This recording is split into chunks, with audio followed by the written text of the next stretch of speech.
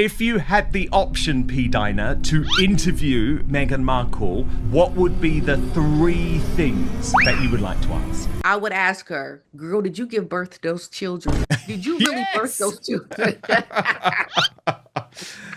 Well, 3 doctors.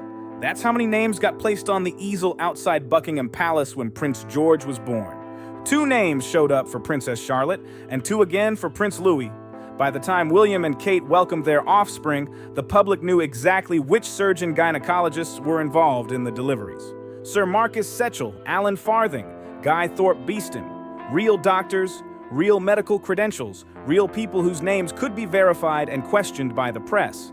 Time William and Kate welcomed their children, the public always knew exactly which surgeon gynecologists were involved in. It's the first time in the history of the monarchy that this has happened. And therefore, we've all been asking, the doctor's name should be made public. You know that they put that outside with the easel, right? And then Harry, if we go by his narrative and spare, he says that Meghan Markle went to the hospital, the Portland hospital, and then she humped a ball, that she was put in the bathtub. She was given not 1, but 2 epidurals. I am a mom. I have had my child by using an epidural. Doctors will never put you in a bathtub if you have an epidural because you have a tube sometimes, you know. That became part of the royal routine for years. Then came Archie in May 2019, and suddenly that familiar pattern completely changed. On May 6th, the Buckingham Palace easel appeared outside the gates. Time of birth, 5:26 a.m. Weight, 7 pounds, 3 ounces. Hospital listed, Portland Hospital in London. But one detail stood out immediately. There was no doctor's name mentioned anywhere. And for many royal watchers, that wasn't just some random missing detail. It felt unusual because the doctor's name had always been part of the public record surrounding royal births. They can't be pulling you out of, water can get in, all kinds of things can happen. And then Harry in his book says that within 2 hours of the child being born, they were back at Frogmore Cottage. Those are his words, those are not my words, those are his. And then if that is the case, that means that this woman with not 1, but 2 epidural, with a very difficult birth, geriatric, was literally cleaned up. The baby was smucked, wrapped, put in a van, and sent back because it takes almost an hour from Portland Hospital to go to Frogmore Cottage. Once people noticed that difference, online discussion around Archie's birth started growing fast. Here's why that mattered to some observers. The tradition of naming the doctor was never just ceremonial. It gave the public one identifiable medical professional connected to the birth, somebody with their own professional reputation attached to the event. In the eyes of many royal followers, it acted as an extra layer of transparency. But in May 2019, that layer wasn't there anymore. When reporters later contacted Portland Hospital, the hospital released only a short congratulatory statement and pointed to patient confidentiality. In simple terms, they were saying they would not discuss private medical information, which is standard practice for hospitals. Still, because of that silence, almost every public detail about that day came directly from Prince Harry or Meghan themselves. All royal births from 1688 until 1936 were witnessed by the Home Secretary, and thereafter the Home Secretary's presence was deemed to be unnecessary because you had the royal obstetricians and you had unimpeachable witnesses to the birth of those children who would then sign off officially on the announcements. Every royal birth, with the exception of Archie's and Lilibet's, has been signed off by a host of royal doctors. No doctor publicly commented. No midwife was officially named. No hospital staff member stepped forward on record. That absence became one of the biggest talking points online, especially among people already closely following every Sussex headline at the time.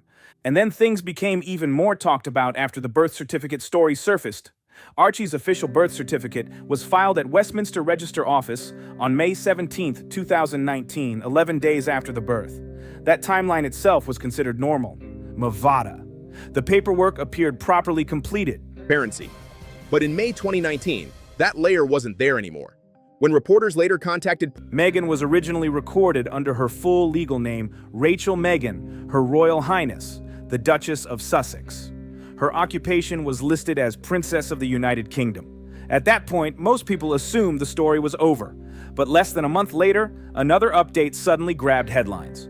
On June 5, 2019, the General Register Office issued an amended entry. The names Rachel Meghan were removed from the mother section. Instead, the certificate simply stated, Her Royal Highness, the Duchess of Sussex.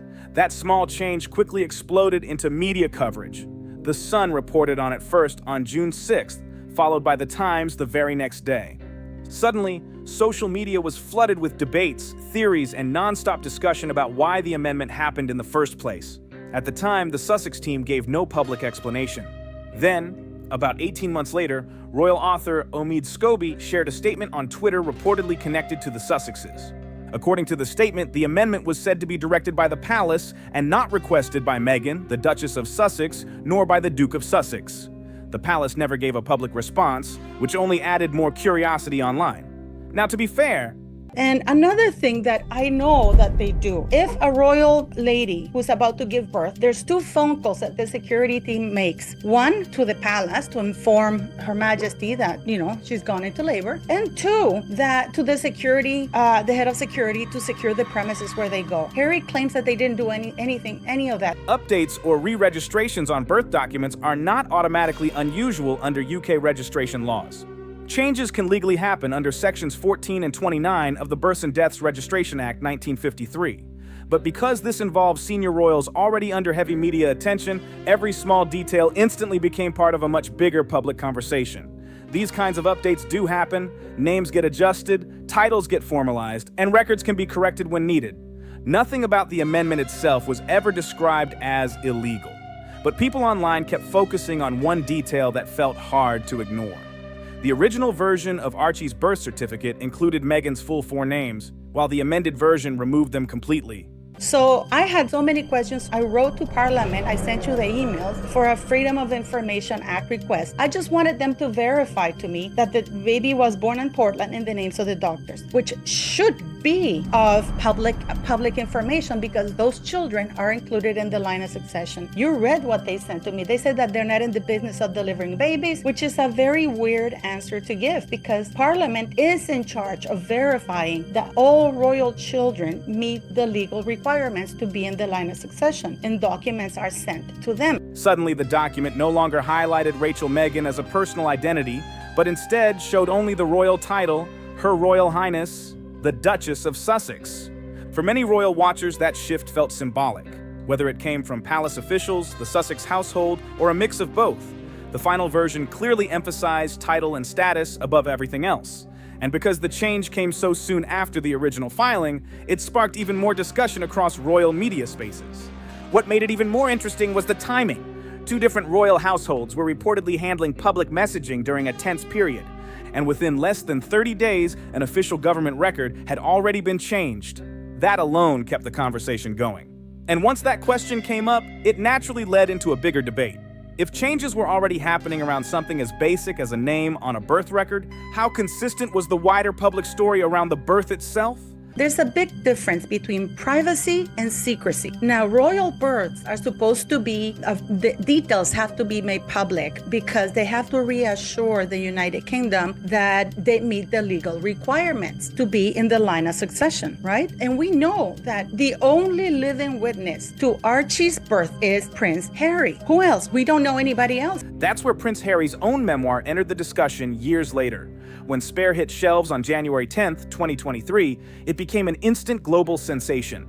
Published by Random House Transworld in the UK and Random House in the United States, the book reportedly sold 1.43 million copies within its first 24 hours and later earned recognition from Guinness World Records as the fastest-selling nonfiction book ever. Birth certificate for Lily looks nothing like the birth certificate for my son and others. It's definitely different. And even the copy that was released by TMZ said this is not like an official copy. So we have never seen the real birth certificate for Lily. We have not seen it. Inside the memoir, Harry described Archie's arrival entirely from his own personal point of view.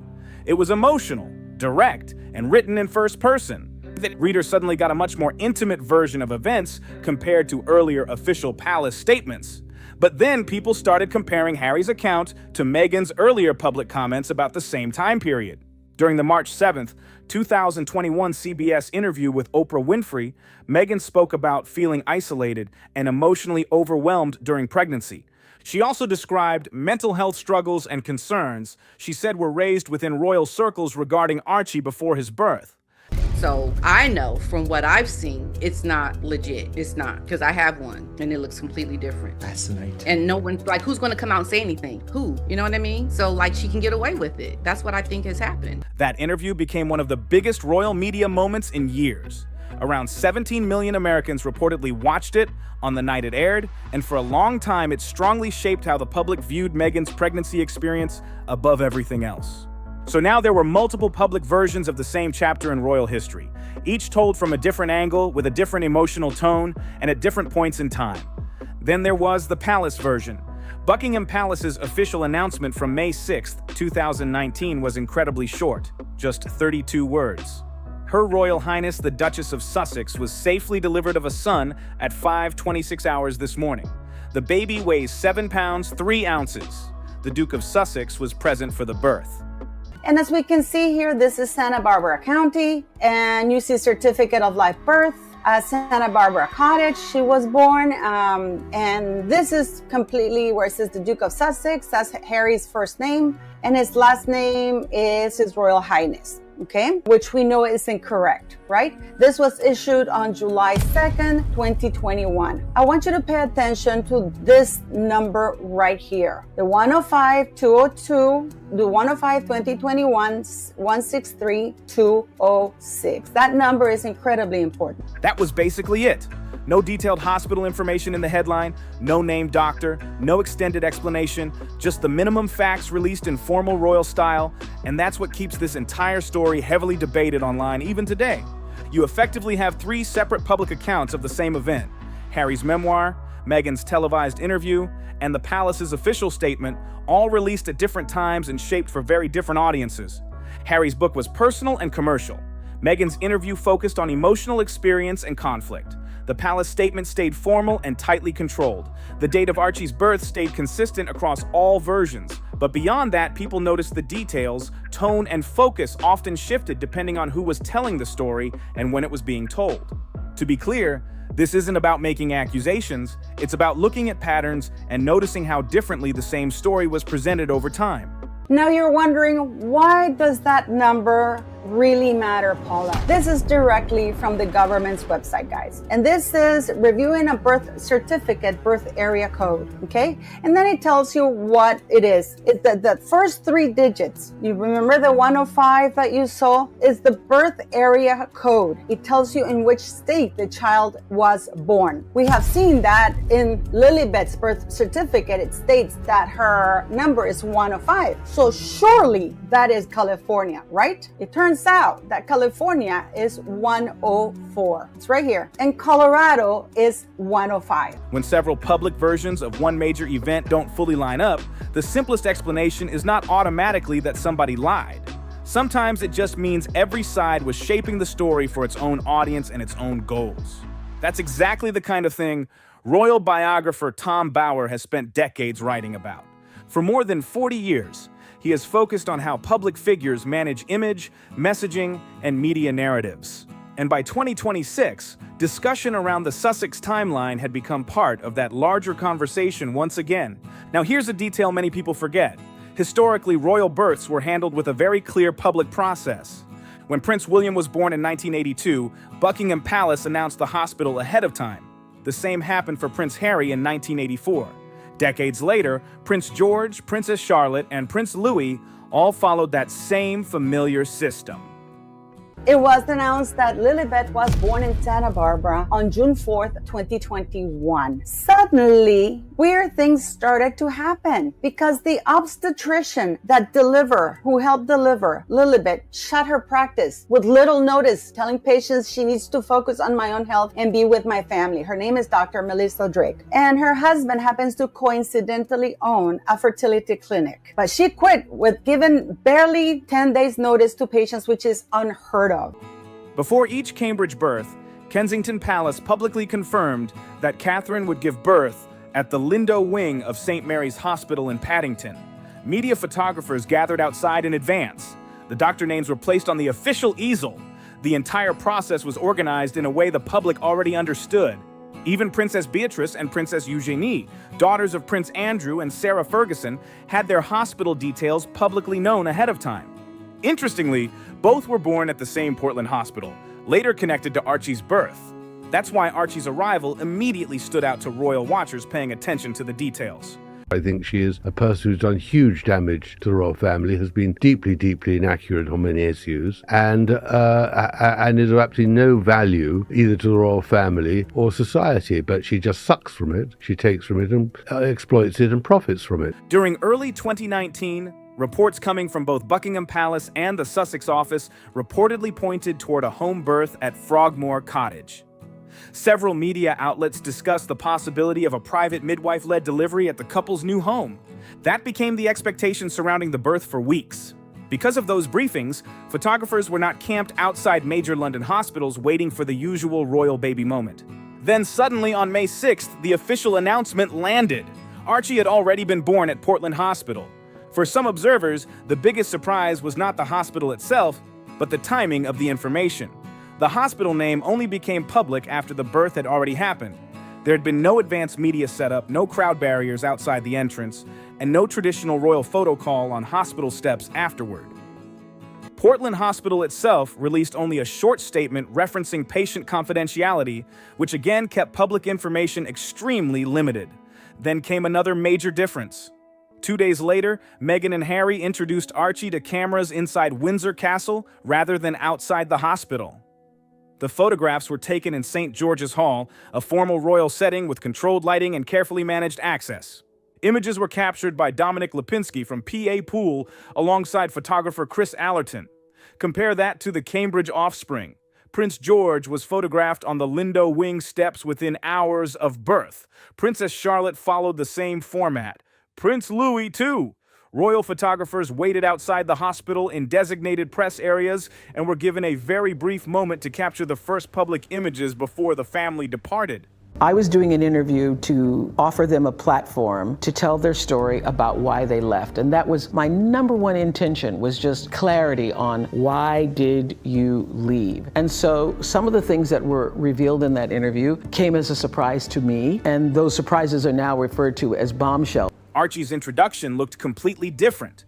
Instead of a fast hospital doorstep appearance, it became a polished indoor photo session arranged later under carefully controlled conditions. Supporters saw that as a modern approach focused on privacy. Critics viewed it as highly managed media control. Either way, people noticed the contrast immediately. And once royal commentators started paying attention to that approach, many believed the same strategy appeared again and again. Less traditional access, more carefully selected moments shared directly on Sussex terms. Then came the birth of Lilibet Diana in California. Lilibet Diana Mountbatten-Windsor was born on June 4th, 2021 at Santa Barbara Cottage Hospital at 11:40 a.m. Pacific Time, weighing 7 pounds, 11 ounces.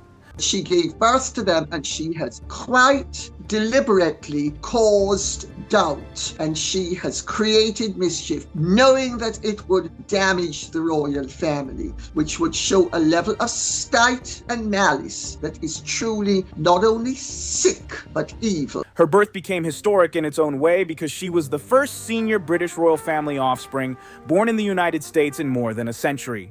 The announcement arrived 2 days later through Archewell. The message was calm, emotional, and carefully written, continuing the same modern communication style that had already become strongly associated with Harry and Meghan's public image strategy.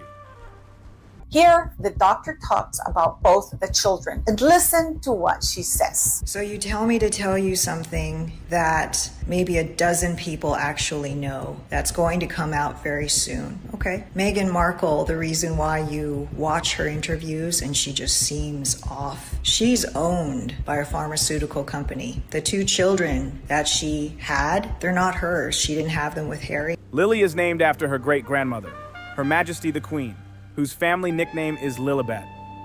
That report blew up online instantly. By lunchtime, the story was already running across BBC News, and the Sussex team quickly responded publicly fast. Their spokesperson pushed back hard against the report and released a statement saying, "The Duke spoke with his family in advance of the announcement. In fact, his grandmother was the first family member he called. After the BBC report, things escalated fast behind scenes quickly. The Sussexes law firm Schilling sent a formal legal letter to the BBC saying the report was false and defamatory clearly. This turned a media dispute into something far more serious involving lawyers' statements and institutional pressure now growing. I mean, obviously, when William was born and Harry was born and George and Charlotte and Louis, we got great pictures outside the hospital. I remember, and William and Catherine especially, they made such an effort to show the whole world their new baby. But the BBC did not back down. The broadcaster stood by its reporting at the time, and even years later, it has not withdrawn its position. That tension remained part of wider royal media narrative still. Fast forward 3 years to January 2024, and the discussion resurfaced in a new form. Biographer Robert Hardman published material from his book, Charles III, New King, New Court, which was serialized in the Daily Mail.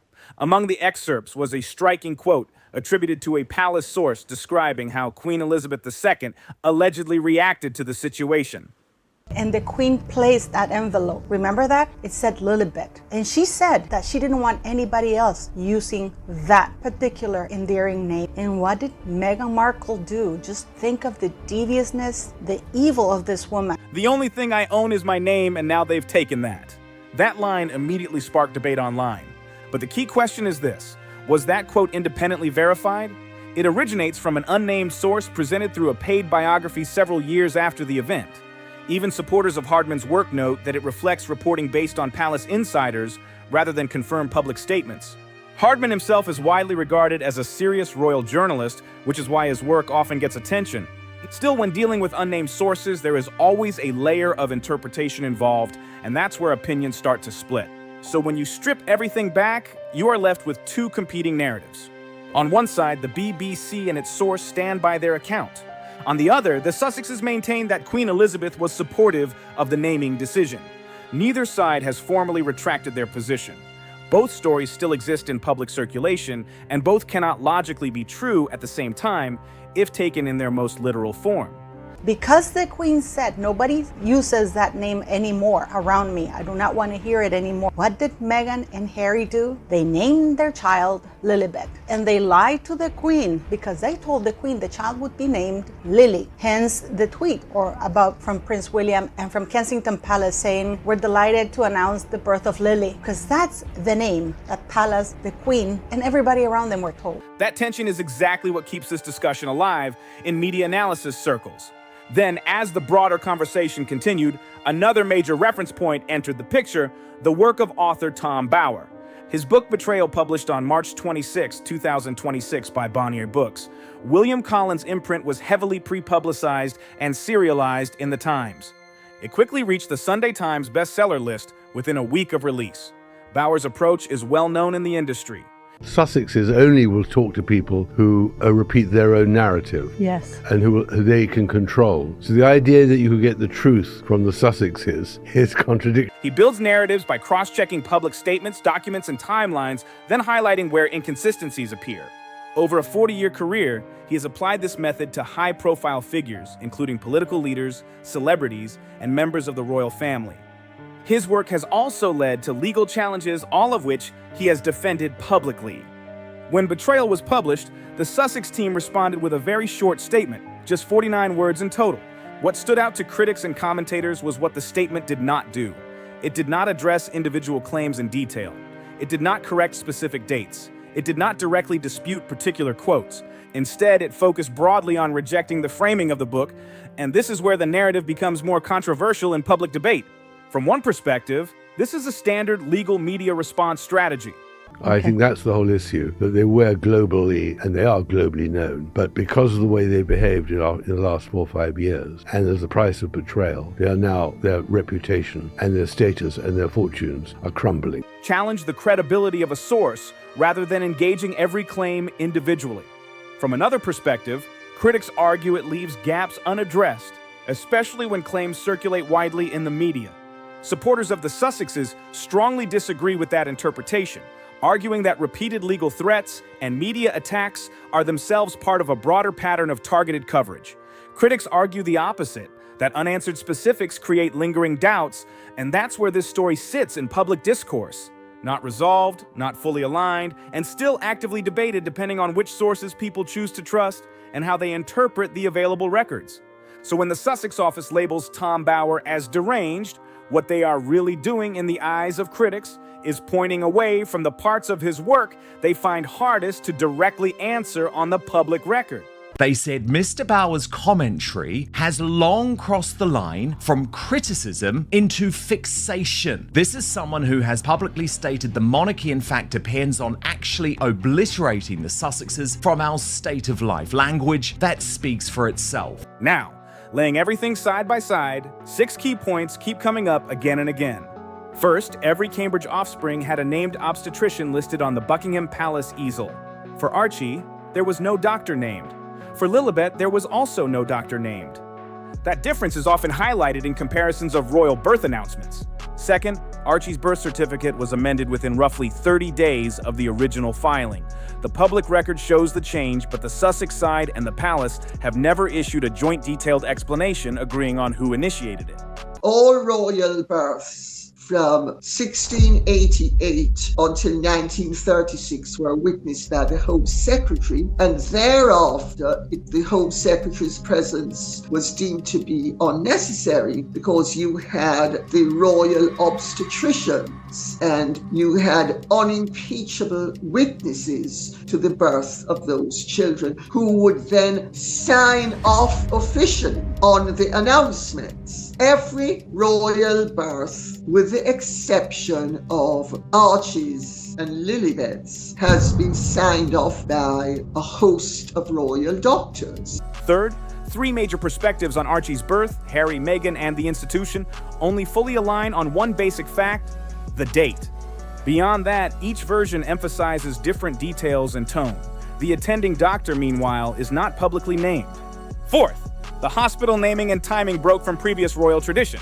There was no advance confirmation, and the first official photograph did not come immediately after birth at a hospital setting. Instead, it was released later in a controlled environment at a royal residence. Fifth, the Lilibet naming controversy still has 2 competing public versions. The BBC maintains its reporting and source position. The Sussexes maintain their version of events. Both narratives remain unretracted, and both cannot simultaneously be correct in full. And then when the baby was born, when Archie was born, that was another, in my view, a disaster, because I knew we was not going to get a picture of it. Everybody was hoping we would get pictures of it. Sixth, when Tom Bower presents his interpretation in Betrayal, the Sussex response, according to critics, focuses more on rejecting his characterizations rather than correcting each individual claim point by point. None of these points rely on hidden evidence or secret documents. They are drawn from public statements, official records, media archives, and published interviews. That is why the discussion continues. Everything is visible, but not everything is agreed upon.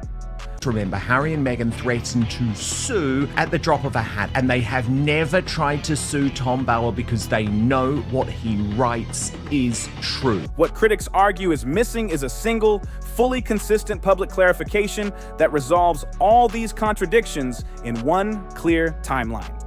Supporters, on the other hand, argue that many of these interpretations are selective or taken out of context, and that privacy boundaries are being respected rather than avoided. Either way, the information exists in the open, and the debate continues because interpretation varies depending on which sources people prioritize. Looking ahead, more material is expected to surface as related books, and legal documents continue to be released and discussed publicly. Bower's betrayal serialization is ongoing, and other royal biographies are scheduled for publication in the near future. Yeah, That's what show I would me the ask birth her. certificate, okay? Yes, show us the birth certificate. I loved watching people get excited about that when they'd see it. What do you guys do at home?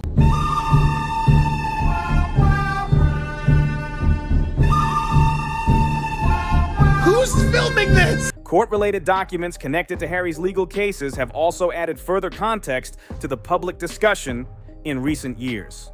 Each new release adds another layer to an already complex narrative that continues to evolve rather than settle. And when the next major extract or document appears, the conversation will likely pick up right where it left off.